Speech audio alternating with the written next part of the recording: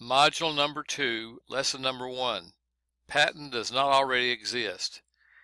In addition to the discovery of prior art, when you perform a patent search, another very important discovery is the type of patent.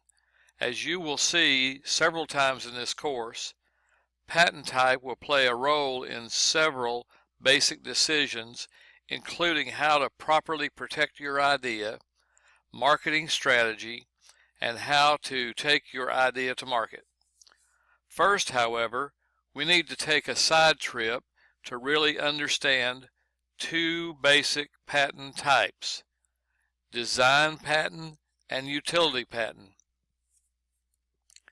The question is it a design patent or a utility patent that you seek? On this slide, you see two glasses, which will provide a good illustration of the fundamental difference between a design patent and a utility patent. I have to kind of put a disclaimer in right here. In no way am I attempting to offer legal advice in any manner. Furthermore, this present course is only intended to briefly introduce you to various ways in which your idea may be patent protected. I absolutely recommend that you seek competent legal counsel as to any questions you may have regarding legal protection that may be available. A design patent protects only the appearance of an article, but not its structure or functional features. Design patents do have specific uses, which we will discuss later. The utility patent is available for any new and useful process, machine, manufacture, or composition of matter, or any new and useful improvement. How about a product enhancement? Absolutely. As you can see from this next slide, the paperclip was invented as a very useful product, and later on another person came along and invented serrated paper clips, which made the paperclip even better, and also got a patent on that enhancement. So as you can see, making a product that already has a patent better is a patentable idea. All right, are we ready for another homework assignment? The next homework assignment is to go to the uspto.gov website. This is your primary U.S. Patent and Trademark Office website, and take about 20 or 30 minutes to explore much information about other types of patents and all sorts of things. This is a great website. Go spend about 20 or 30 minutes exploring the uspto.gov website. Module 2, Lesson 2, must be non-obvious. In other words, your idea must be sufficiently different from what has been used or described before.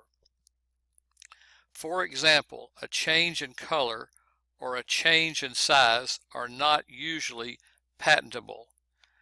The USPTO website states that in order to be non-obvious, it must be non-obvious to one having ordinary skill in the pertinent art at the time the invention was made.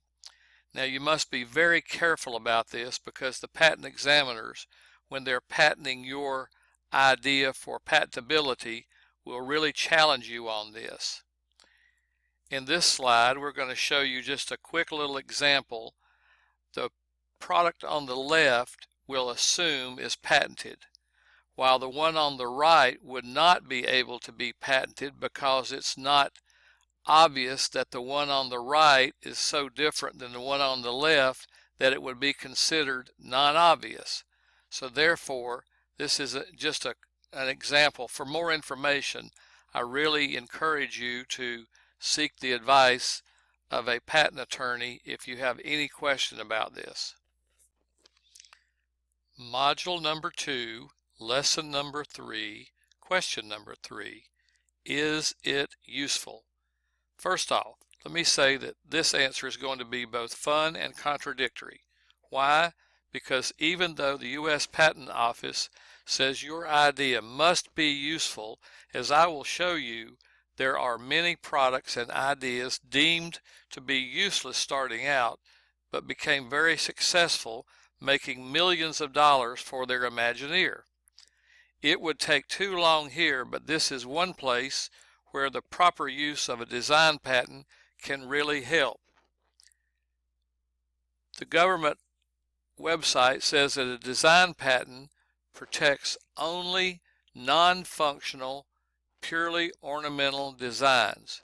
It does not have to prove usefulness. Now, a utility patent must prove usefulness because it's much more broad coverage. But let me show you an example of several products that are completely useless, but with good marketing sometimes become huge success. But wait, as useless as some of these products I'm getting ready to show you once seemed, each of the products on the next slide and many others with proper marketing became great ideas that earned millions of dollars. So what I say, never give up. How many of you have ever heard of Chia Pet? How many of you have ever heard of the Pet Rock? Or the Post-it note? We use Post-it notes every day. All three of these products are just examples of useless ideas when they started out that became very, very, very successful even to this day. Module number 2, lesson number 4. Is it novel? Novel is an interesting term, so let's talk about the conditions for novelty. Number 1, no prior patent. We already learned that as one of the first things we do. We do a patent search to see if we're stepping on or creating a problem with somebody else's patent. Number 2, not described in print. You cannot have a patent application that's been described somewhere else in another publication. Number 3, no prior public use. You are allowed to sell a certain number of items as you're developing your product, but you cannot have prior use for that item in a big way. I'm not sure exactly what the number is that you can sell, but you can't have prior public use. And number 4, pretty obvious, not presently on sale. You can give them away, you can test them, you can sell a few test products, but you cannot have them presently for sale.